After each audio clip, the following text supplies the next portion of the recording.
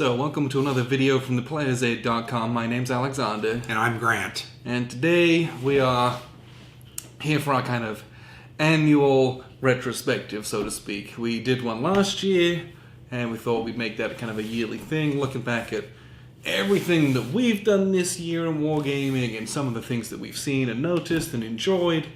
But it's also the end of a decade, so thought we'd kind of look at a few other bits and pieces maybe in the grander scheme of things as well.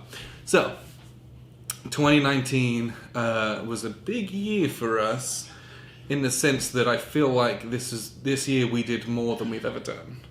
I would agree, yeah. Like more conventions, definitely more videos. More of a bit of everything. Yeah.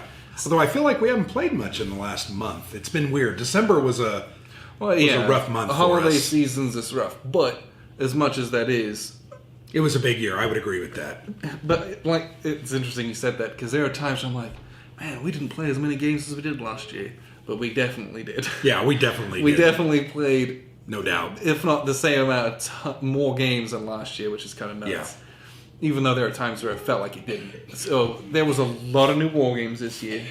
There is every year. Yes. I mean, it's a continual waterfall of games. Yes. We were still playing a bunch of games from last year that we wanted to play earlier in the year. Yeah. Like January, February, March, we were still playing 2018 games pretty much. We were. Like our first 2019 game we played was in March. And I think our first 2019 game was Kursk. Yes. The Battle of Kursk. And that was in... I think it was March. Was it March? Yeah. Dang. It took us a while to get to. It was like February, March. That's terrible. Yeah, but like, that's kind of how it is. Yeah. And I guarantee you that's how it's going to be this year as well. I know we've got 5 or 6 we need to play. It's closer to 20. Yeah, well, it feels like 5 or 6, but it's closer to 20. But that's an interesting kind of just a tidbit from 2019. Whilst there's been games coming out throughout the whole year, Q4 of 2019, so many games dropped. GMT dropped a ton of new games. Yes. Worthington dumped like 4 or 5 games. Hollandspiel did. Hollandspiel did a bunch of games. Compass did. Yeah, we keep shouting them out. Just a lot came out at the holiday season right now. 2 huge titles from Lock and Load as well. Yes. Which we haven't even touched. I mean, there's World of so War 85 much. and Space Infantry. Resurgence. There's just 2 huge games. There's a ton of stuff that came out just at the back end, so there was a lot of 2019 still to look forward We've to. easily got 20 games to play. Yeah. Easy. Now, of the games that we did play of 2019, what were some ones that you enjoyed? Well, I'll start with a solitaire one, and we're not a solitaire channel, right? No. we do solitaire stuff, but a solitaire game that I played and I really, really, really, really enjoyed was The Wars of Marcus Aurelius. I love that game. Was it a 2019 game? Yeah, pretty sure it was a 2019 game. If it wasn't, it was a 2018. Late 2018. I have no idea. Anyway, I had to not play it. That was a game that I've probably played 15 times and really enjoyed it. Had a great time with it. Very fun, very challenging, very difficult. And that was one that really stood out to me. It was a solitaire game. Yes. I think another one that really stood out to me was Gandhi. That game was very, very good. We had a really good time with Gandhi at WBC. And it's a coin game, but it's a very different coin game. Yes. There are a couple non-violent factions, and it's just a different type of game, a different focus. There's more subtle, blocking the train lines and striking. Yeah, it's not just protests kind of move in, hide, uncover, kill. Yeah. You have to think a little bit more about some of the things you're trying to achieve, maybe some of the same objectives from a board standpoint, but how you do it's a little bit different. Yeah. And your actions are be somewhat limited at times. So Yeah. okay, I've got to do this and that and this. And a beautiful game as well. Well, It's so stunning. I feel like there's a big learning curve there. Even for coin series enthusiasts, because it's just so different. Yeah, you got to change your mindset a little bit. But I really liked that one. Another one that was more of an intro-level game from Worthington Publishing was Freeman's Farm, 1777.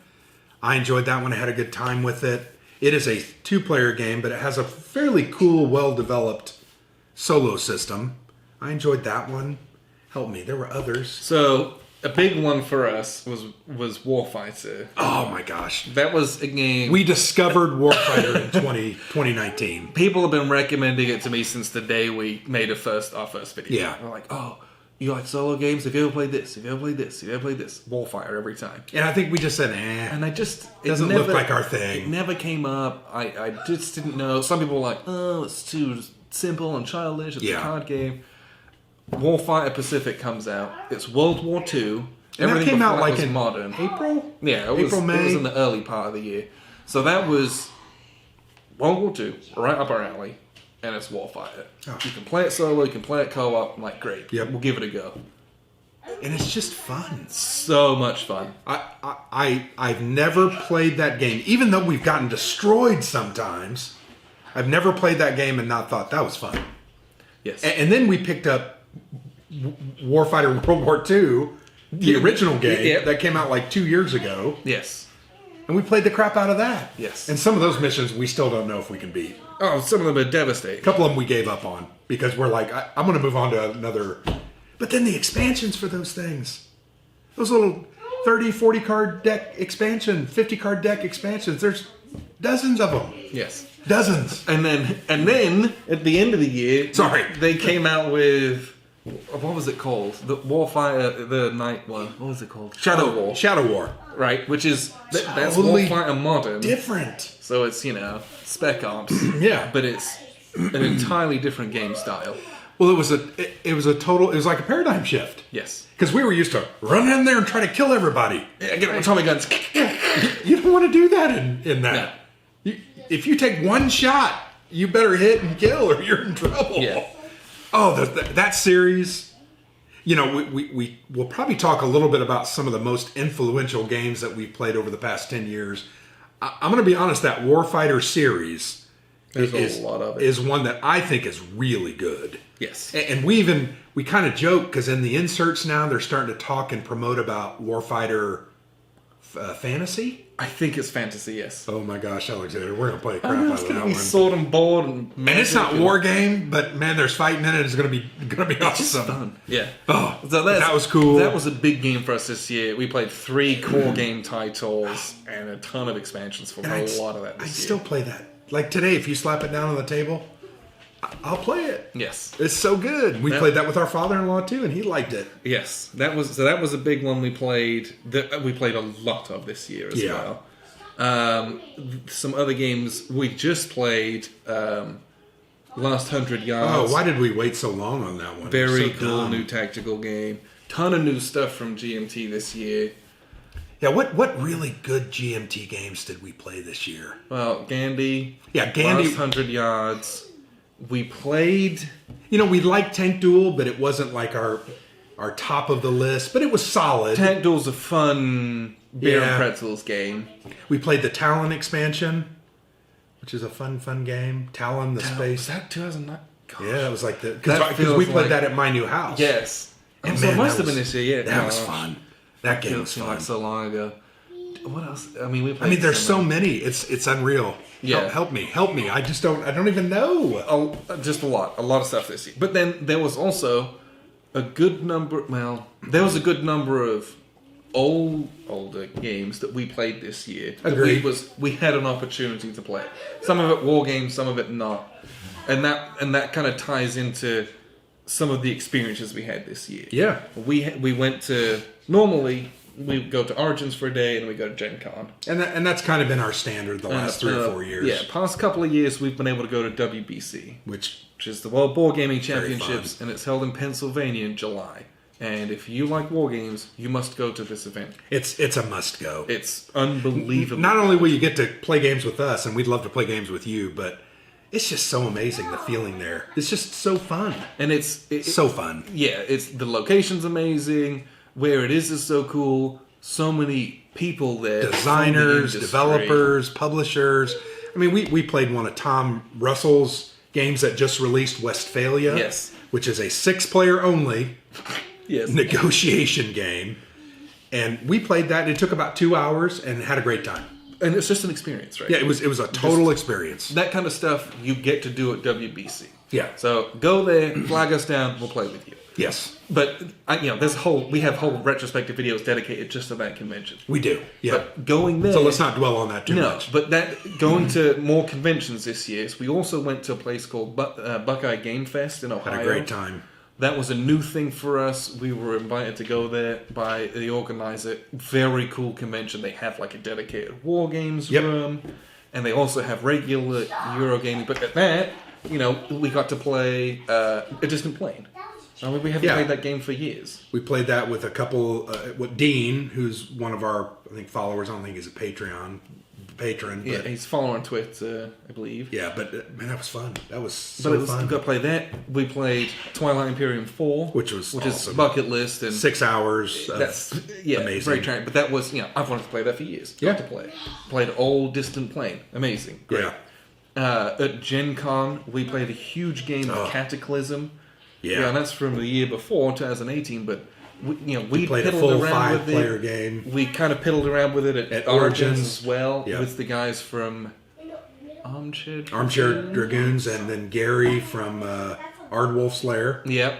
That was fun. But then we played a full game of it at Gen Con at the Insurgency in Indianapolis. We soured a little bit on that game, but only because man, it's just, there's so much there. That game... It kind of goes along, and boy, does it become very slow paced. Because you have 35 chips. There's chips so in that many, cup. and you keep adding more. Crazy. But we had a good experience. Cool, big table, max play account, playing with a bunch of guys. And that was a game, I think that took us, I want to say 8 hours. Yeah. We played that. I enjoyed it. I had a good time.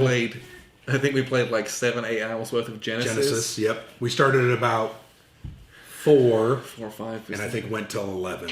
So 7. That was a fun. Mike game. played with us. Mike that played Here I Stand a couple weeks ago with us, and he played Cataclysm with us. Yes. That's what I think I enjoyed one of the most this year. We got to play a lot of big games with a lot of people. And that's something you and I don't get to do. Unfortunately, you and I, when we play these games, we play them 2-player. Yes, which is fine. Sometimes we throw games are 2 players. Yeah, most of the war games, but the bigger ones, the crossovers, the hybrids, they usually are 3 to 5. Triumph and Tragedy is a game that I love. That game. Yeah, we played it once. Last year, we played it with Matt, who's our not. But that's a game I'd like to play at a convention because it's a 6 or 8 hour game if you play it right. Yeah. But this year I think the conventions that we went to were just amazing. I'd like to go to more, but it boils down to vacation. Yeah. Vacation time, dollars.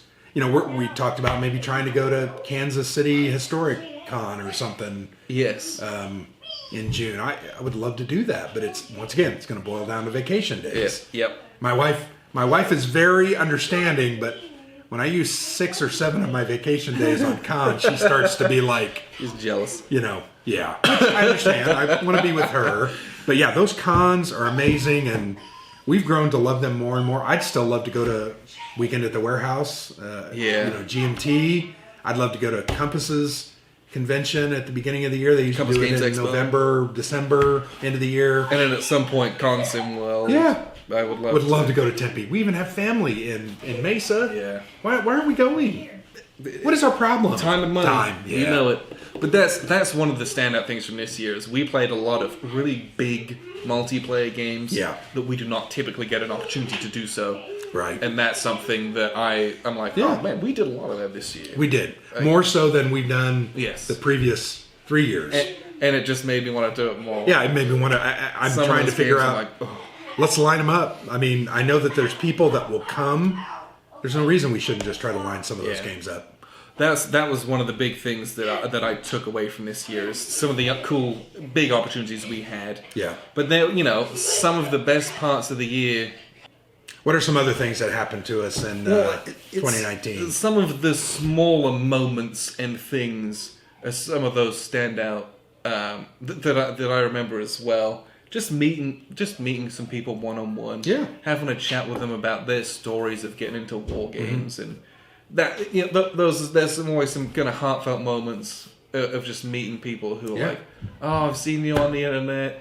You guys are so great, and we get to play a game with them. Yeah. Or just hang out and talk have a for chat. 10 minutes. Yeah. Those moments are so fun as well. Yeah.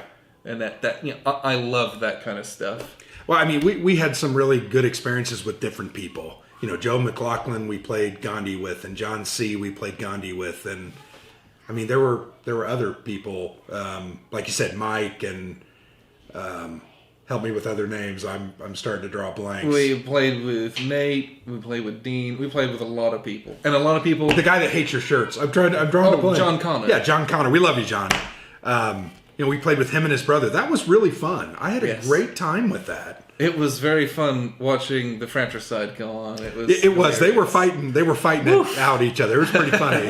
I got destroyed in that game. I did not have a good game. But those interactions with people, it's people that are really fun. And I think some of the designers that we've, Greg Smith's one of our good friends. John Paniski's a great guy. Mark Herman. I mean, I don't even know what to say about that. But we every year that we get to sit down and play a game with him is a good year. I feel totally blessed. And, this year we got to hang out and play with Tom Russell and have lunch. And just a great guy. There's a lot of great people. Yeah. It's just amazing to me the high quality people that we meet. They're just good dudes. Yeah, and just getting out. And gals. I mean, we've met some good women as well. It's just, I don't know, just really fun. Yeah. Really fun. I've had some really, really cool times with just people, playing games with people, having a chat with them. Joe Chacon, and had a great time talking to him. And I talked to John Butterfield. You talked to Ben Hall. Yeah. Harold Buchanan he's like a really nice guy. I don't even know how to, and his friend, is it Treg or Trey? I'm drawing a blank now. Mark Friend's friend Hawkeye. We love those guys. They're just good dudes. We met Dan Pincaldi from No Enemies Here this year, and really immediately had a connection. I don't know. He's just a good guy, and I'm very grateful for those opportunities to meet those people, and feel like I have a friend pool kind of across the United States and throughout the world. I mean, I would love to meet all of them and play games and have a good time. Unfortunately, I'm not a millionaire, and never will that happen from the blog. My job is a solid job, but I don't know that I'm ever going to be rich. But it's just good to meet those kind of people. Yes. I don't know that I've met people that I actually don't like. No. And that's pretty interesting, because that's not always the way I feel. But anyway, that's been cool this year, because I felt like we met more people. Yes, we met a lot of people. Well, and that was something else that I think that we had made a conscious decision to, because at some of the conventions we go to, it's kind of like, let's line up all these interviews. It's a lot. It's a lot of work. And this year, I was like, let's take some time. Let's just play some games. Yep, and we did. We're going to go for a little bit longer. Yep. But that extra time, we're not going to work. We're just going to play games, enjoy ourselves. And I definitely think at WBC we're going to do 3 or 4, maybe 5 interviews, and we're going to play games the rest of the time. And even at Gen Con, where we sat down and played 2 really big war games as well. In that Buckeye Game Fest, how many games did we play? We played. It was like 9 or 10. It was like 9 or 10 games over games like Watergate. We played Root. We played Pax Pamir, Twilight Imperium, Churchill, Distant Plain. What else did we play? We played your game, the big Japanese miniatures. Rising Sun. I just had a great time. But just like, but I had in my brain, I was like, when we go out, let's play more games. Yeah. Because that way, we can play more games. Yeah, and just have fun. Yes, and just have fun. I feel like we achieved that. We still got check that way more videos than I know what to do with. Well, I checked the other day. We've put up 470 videos? A total? Yeah, total. Okay. I bet this year we did 100. Don't you think? Probably 150, because we do a lot of unboxings and too. I have probably like 25. Yeah, we've got kind of a backlog, and we just made several videos. We played some games and reviewed. Just nuts. But it's I appreciated your focus on that this year, so thank you for that, because that's been fun. And I want to do it even more and more. We took like 3 bags of games to Buckeye Game Fest. I want to do that to Gen Con too. take 3 or 4 bags of games and let's play some games, man. Yeah. Problem with Gen Con is hard to find a place to play. Yes. Well, without paying $6 for a 2-hour period. Hopefully, with this year's Insurgency, which is in in the works, there will be an Insurgency in Indianapolis. There will be a dedicated war game space that you will be able to buy in tickets some way, for. shape, or form. We're figuring it out with Harold. Yeah, that's in the works. So there'll be, and hopefully, Harold's doing most of the work. Who am I kidding? But that's the thing. There will be places to play war games, and we would have that opportunity afforded us. We'll be there. Somewhere to do that. Yep. So that's something very exciting to look forward to. That's in our backyard as well. Yeah. Let's talk about another thing. Another thing this year, we played a lot of games that weren't technically war games, but they, had a war game feel, like a conflict-y type feel. Yeah. So for instance, excuse me. 2 that I'm thinking of right off the top of my head, and I never thought that I would say that I played this. Root is one. It's just so cute, I never thought I would want to even touch it. But we've played that game 3 or 4 times now, and I enjoy it. It's a fun, asymmetric, combat conflict style game. I enjoyed it. So it's really cool to see games like that are really trying to bridge that gap between traditional board gamers and war gamers. I see it that way. No, and we kind of talked about this, and you'd mentioned kind of in the last few years, maybe even decade, people are really trying to do that. Yeah. People are trying to either bring war games and board games together, or, I don't know, one to the other, or just like they're just combining them. And things like Root, things like Pax Pamir, second edition. So awesome. First edition's okay. And it's not really a war game, but it's area control, and it's got a military theme. But that game is so cool. It's so good. But those ideas and elements translate really easily into something like a coin game. Yeah. And the coin game then translates into something like Twilight Struggle, or Labyrinth, or Washington's War, We the People. All these kind of games bleed into each other. And lead to each other. Yes. In many ways. And that's something I agree with you. With the hybridization of board games and war games, that's going to bring more people to the hobby. And I can tell you for a fact it has done that. Well, another example, Time of Crisis. Wasn't this year, but that was, 2 years ago? And I think this year, late last year, this year, the expansion for that game. I mean, that game is just fun. It's just a good time that can be enjoyed by anyone. Grognards, Eurogamers, casual gamers, the like. Everybody can enjoy that game. Yeah, I appreciate that. It's a deck builder that gets people to play some ancient Roman history. Yeah, and learn. And so another new one, Undaunted Normandy, right? Yeah, by David Thompson. That's a great game. That gets someone to play tactical World War II combat, right? But it's short, and it's quick and easy. And it's going to get someone who maybe normally wouldn't play a war game to play a war-style game. And that might whet their appetite to try something. To lead to something else. Deeper, right? So in many ways, those games they're in essence recruiting future war gamers. And they're building them and training them and merging them into the genre. So, I read a comment on some post the other day. We don't need games like Undaunted Normandy. And I read that and I thought, you know what? You're foolish, man. Well, you don't need it. But if you don't need it, then move on. But there are people that need those games to then meld or bring them into other games. We talk about it often. We used to do Axis and Allies and those kind of games, but a game like Twilight Struggle led to Wilderness War, which led to Churchill, which led to Coin, and now we're doing all the war games, and it's... Well, do you remember what our first ever Hex Encounter war game was? Do you know it? I think it was... Yes. I don't know that I... It was Empire of the Sun. Yeah, we played that. You're right. Absolutely insane. Yeah, and we loved it. So... But I got that because it was CDG, and we loved... Twilight Struggle, and we loved Labyrinth. And we love World War II. It's one of our favorite historical periods. And everyone's like, it's amazing. And we had a great time with it. Still have a great time with it. I would love to play that more every day. It's that next step. But you've got to have the first step. And so there are tons of new games out there to help bring people into the hobby. I think of games that kickstarted this year like Freedom from Phalanx. Yes. You know, it's a Euro stylized, historically themed game with some conflict and some siege things. Not really a war game, but it was a very cool game. But it is I a enjoyed historical conflict you're playing out with guys, and there's tactics and combat. Yeah. Right? Like, and that's coming out, I think, that. soon. But that's an example. Another game that I think we did a preview video for was 1941 Race to Moscow. Mm-hmm. So it's a logistics-focused war game. But there's...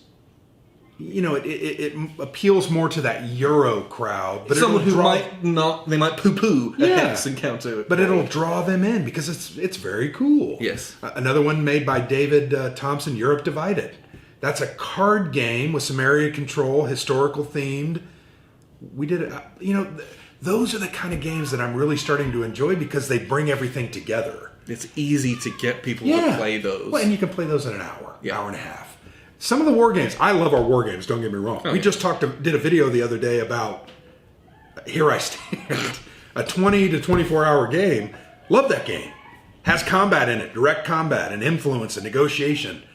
But man, I can play Pax Pamir and I can play Freedom and I can play in an hour and a half. And I can play 3 of those games in a night. No, not everyone can commit to a game like that. And not a lot of people want to. It leads those people down that path. So I want to put out a thank you to all those designers that are doing that.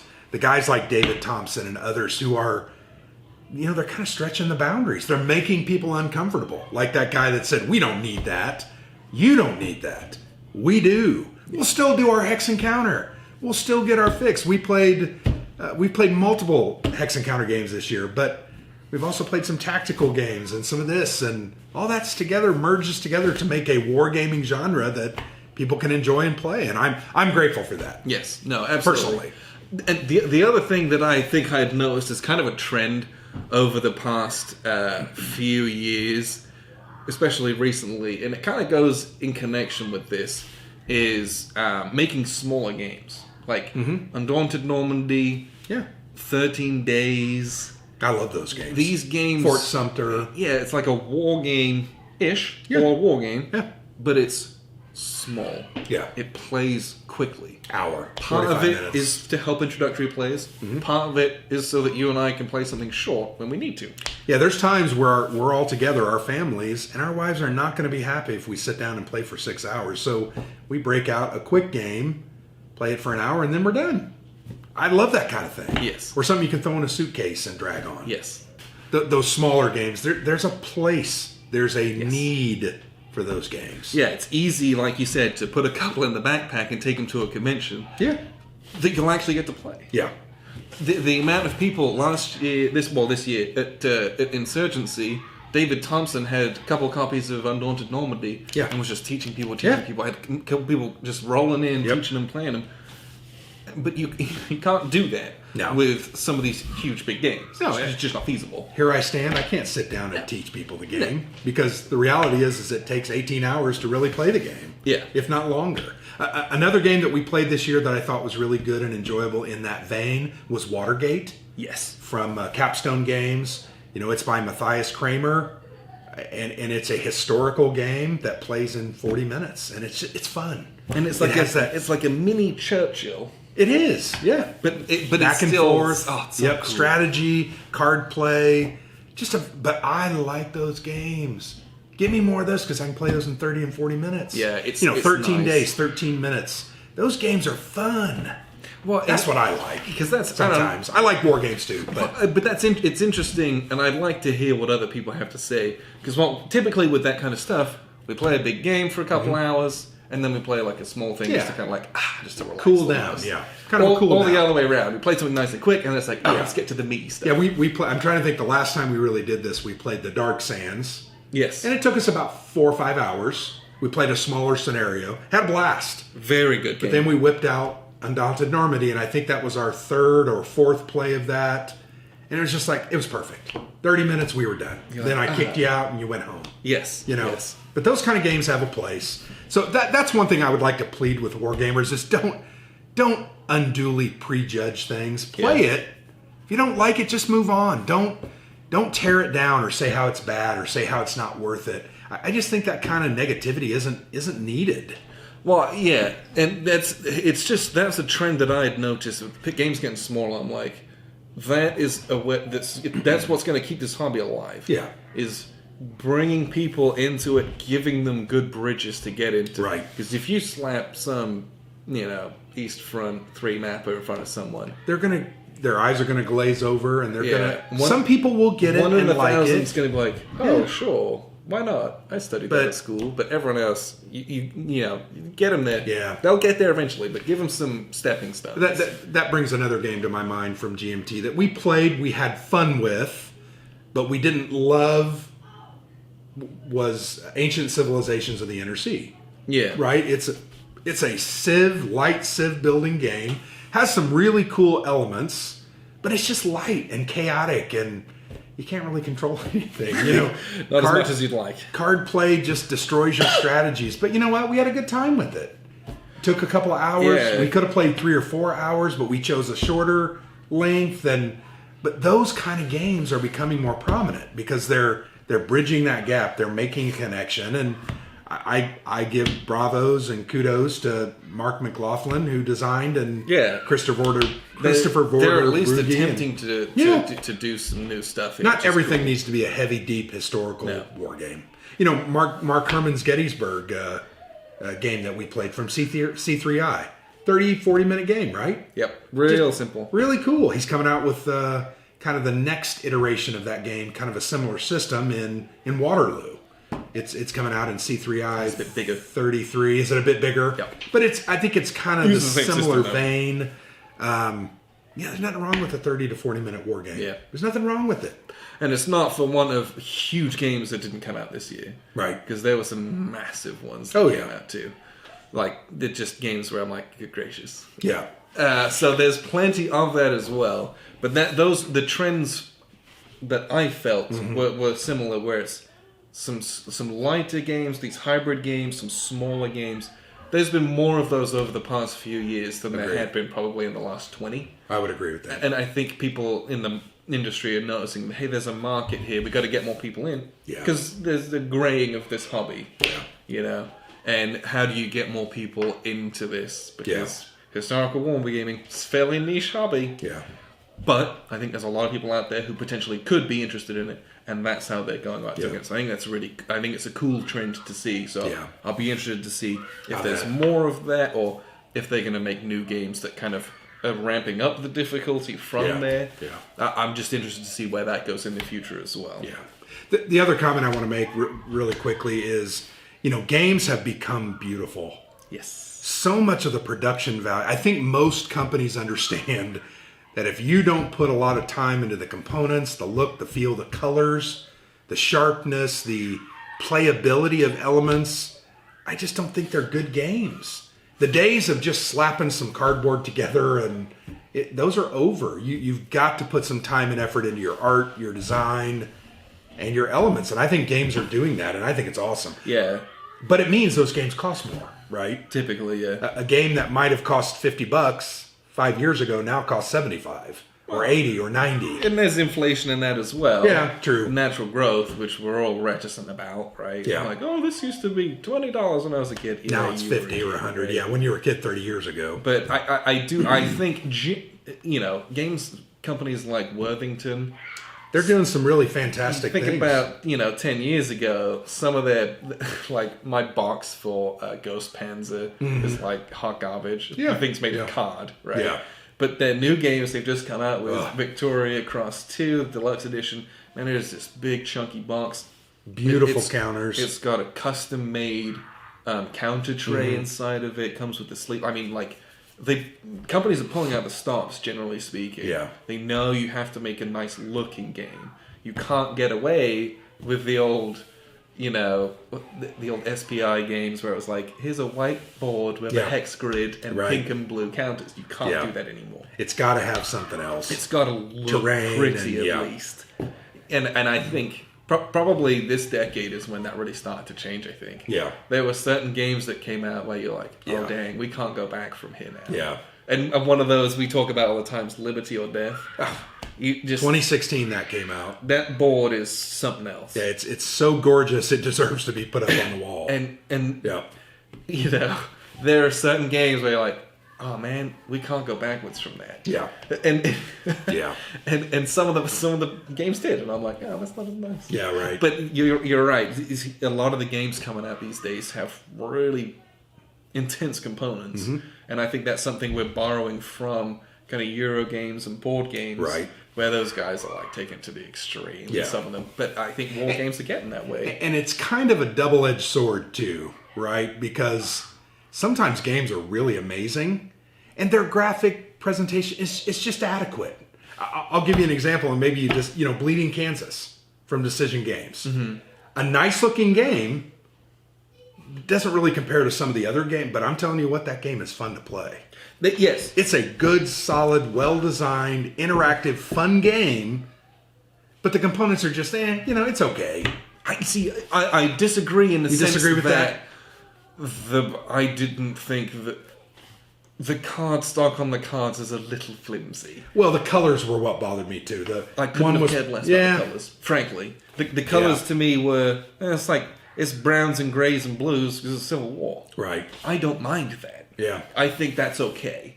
Still a great game. It still had wooden pieces, and the cards were nice, and had cool text. Well, I use that as I'm not saying that game's terrible.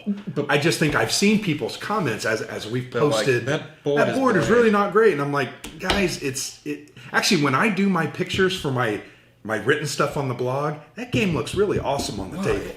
Yeah. And maybe it's my pictures. I don't think that's my pictures. And that's us, it just right? looks really good. I think we look at games differently from most people, probably. Yeah. Because I'm like, oh, this one looks really, really nice. Yeah. Like, this one maybe doesn't look as pretty as that, but it might actually be more functional. Right. Like, I can actually see the areas, whereas some of the grids on this are lost in all these pretty Some of the background, yeah. There's some... We do a lot of kind of look at this and True. like, yeah, this maybe wasn't what I had hoped it would be, or this is actually much better, even though it might not look it. Yeah. And so I agree. They really... A lot of game companies pulling out the stops. Yeah. And trying to make very nice looking games on top of trying to make the best games that they can. I think it's a good thing. Yes. I think you think it's a good thing. I wonder if others think it's a good thing. Oh, I think a lot of... I don't know, this is probably speculation. I believe that probably most war gamers would be like, I would rather have a good, mechanically good game than a good looking game. Right. What I'm saying is we can make good mechanically good and games. good We looking. can do that. Now, let's make them look good too. Like, we Spruce don't them up have... a little bit. I don't think we have an excuse to make ugly Yeah, games it's true. I think we're in a day and age, we just think don't that's true. have that excuse. One other thing, a couple new publishers came out this year. This year? Last year, this year. Conflict Simulations Limited. Yep. I think it was last year. Ray Weiss. Yep. I want to give a shout out to Ray because I know he struggles sometimes with his business model and getting... But we've played a couple of his games. They're really pretty good. Yeah. I mean, they enjoy are this game. solid games. They look good. But a new company like that, I'm really glad to see some people trying to break into it. Another one is Canvas Temple Publishing. It's John Compton from One Small Step. Oh, yeah. And I think a couple other guys. But we've not played one of their games. But they have some cool looking games. Watch on the Rhine, Admiral's War. There's some games I wouldn't mind getting my hands on. But it's cool to see a couple new publishers spring up. And I think that's also kind of a trend over the past decade or so. Yeah. Holly was dominated by some fairly large companies. Well, MMP, GMT, and then like SPI and Victory Games. I mean, they dominated the market. I understand Compass that. is kind of, somewhere in there. They've come through, kind of sprung up. But in the last 10 years or so, you've had resurgences of some older company, like Columbia's redoing all of their games. Yeah, and their games are super nice and available. Functional, fun, but they're making them really nice. But Yeah. Flying Pig Games, newest last 10 years. Yeah, they've really come along, and they do 2 or 3 really good big games a year. Yeah. Battle of Kursk, Armageddon War last year. Crowbar, which I've played twice. I still need to do some content on it. And then I want to let you play because it is a fun game. What other games have they done that we've liked? Oh, their tactical system. OST. OST is very fun. And they're on their third one of those now, I think. Yeah, they're doing Pacific, which should be coming out soon. But it's good to see publishers doing well. I think trying some new things, getting some good games out. But yeah, like new people, like the hobby, people are growing. Yeah, it's people are doing things. Yeah. Now the flip side of that is we are also losing people as well. That's true. This year there was a couple of notable passings. Yeah. The first one earlier in the year was Richard Berg. In late July, early August. Challenge you to find a grognard who hasn't played one of his games. Yeah. He was very prolific. So that happened just... We were at WBC. And I know that because I had taken the rules for SPQR. Yeah. Because I had Mark Herman sign them, and I wanted to get Richard to sign them. And then he passed away last year. Yeah, he wasn't there. So I'm like, that'll never happen. But yeah. So that was, and then just fairly recently, Chad Jensen passed away, who designed much younger. Yeah. Really a tragedy. Very tragic. And I don't want to. I didn't know Chad. I never spoke to Chad. I played some of his games: Dominant Species, Combat Commander, Centerville. Welcome to Centerville. I played. It's a Euro game, and we've got Fighting Formations. We do, which we want to play. But never met the man. Yeah. But we'd had interactions online. Yeah. And I've played his games. Yeah. And you feel like you know really him. good. Yeah. And so it's always sad when a creator who created something you love is now, gone. Not there, and you're not going to get anything else, from someone who has such a sharp mind, right? Right. So that's there's some sadder news as well this year, but all in all, I feel like, especially over the last 10 years or so, there's been a lot of growth in the hobby. People are starting to realize, hey, our customer base is getting a little bit older. Yeah. What can we do to expand this? To get some new And I felt like, blood. Going to WBC, a lot of young people there. Yeah, there are.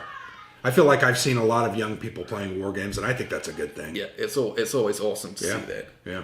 So there's a lot to unpack. We just rambled for an hour. There's probably some more things I'd love to talk about. I'm sure there We've been is. going on for 45 minutes, so we'll let you on your way. But that's kind of just a little retrospective of the year that we had. We played a lot of games. We met a lot of people.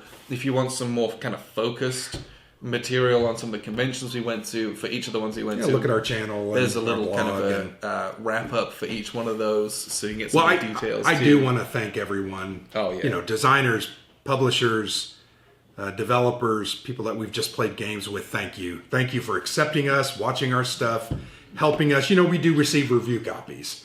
A lot of people are like, I see that used as if that's something that's, how am I trying to say this? It's not easy to get a review copy. Because guess what? We got to play it and think about it and talk about it and discuss it and write stuff on it and do videos on it. It's not easy. So me getting really, to be honest, a $20 game that they charge $40 or $50 for, there's a price that we pay. So it's not just a freebie. I'm sorry, you're probably getting mad at me. You're going to cut this out, but that's fine. Getting those review copies is very important for us. Neither of us are wealthy people. My wife doesn't let me spend money on games. If I buy 1 or 2, maybe 3 games a year, that's about what I get. So to do this, we need review copies. Yeah. And we always say, we don't guarantee you a positive review. We even don't guarantee you a review because we're not going to play a game and trash it. There have been some games, not a whole lot, but there's some that we've played and we couldn't do a review on. Yeah. Because we wouldn't have said positive things, and we're just positive people. Yeah. So you don't need me to sit here and shellac a game. I also don't want to. It's not. Yeah, I also don't want to make light of someone's creative work. No, because that's not fair on them. Blood, sweat, and tears, so anyway, I say that. Thank you. All the big publishers, even a lot of the little publishers, help us out. And it's great. It's an investment on their part. It's a risk on their part. So we're grateful that you invest in us, frankly. Yeah. So thank you, and we look forward to 2020. And I'd love to go to 4 or 5 conventions again and have a good time again and play another 100 games. I'm sure we'll do the 100 games thing for sure. We'll play that many games. But yeah, there's a lot of stuff that we did this year. I want to say a thank you to all of our followers, both on YouTube, on Twitter, anyone who follows along on our blog, who comments, if you've ever sent us an email or a DM, if you're one of our patrons. You guys are the bomb. if you're ever interested, we do have a Patreon page, and through that you gain access to a Slack channel, which has a lot of discussion. It's just a message board that I'm constantly on. It's on my phone, so you can ask me any questions and get a hold of me anytime you want. So if you're interested, please sign up. We're grateful for everyone who does. And just a little bit, a lot of people might ask, well, where's that money go that we get? First off, we don't get a lot of money. Right. But we've bought things like new camera stand. We had our cool, what do you call that, banner? The banner, yeah. We need to start using it again. It's I don't know what car. we're doing. But, some of that stuff we bought, we did help. We went to a couple more conventions than we normally could. It enables us to do that so we can get more content because to you. The reality is I can't pay for a $100 hotel 15 times. It's just, my wife will kill me. But that's the way that money is being used. We have bought some games. There's been some games that we've wanted to play that we couldn't get a review copy, so we bought it. And we've played that and brought that to you. So thank you. Thanks to everyone that is our friend. And we appreciate it. I sincerely appreciate it. Yes, you guys are the best. Thank you so much for watching us ramble for an hour. But thanks for supporting us in whichever way you do. Even if it's just clicking on the video to watch it, that helps us out. Yeah. So thank you guys so much. And I've been Alexander. And I'm Grant.